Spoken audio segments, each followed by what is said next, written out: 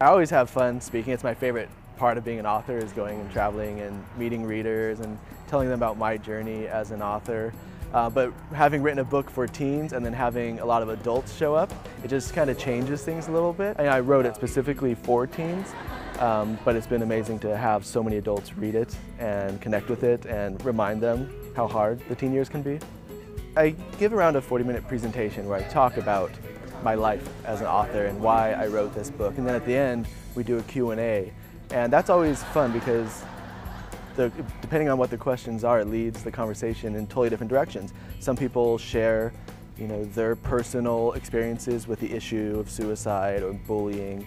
And then, the conversation turns really serious. Other times, people just want to talk about writing in general.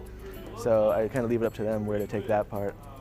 I did talk to a professor here today who's going to be using it more in the class, and they're going to put on some sort of a production. Students have already read it, and I had several of them that actually have done some posters on suicide prevention. So next semester, what I'm looking at for winter in my social problems class is taking his dialogue. For instance, when Hannah's talking about the into the tapes, I've got a vision of putting someone at a microphone talking into the tapes with somebody else pushing a button, so you'll kind of get a gist of what is occurring pre him getting the tapes and then him getting the tape. Hear from a lot of teens who definitely grasp the main message I was trying to say, that because you don't know what's going on in anyone else's life, that's why it's so important to always treat people with respect. You don't know what else they're dealing with.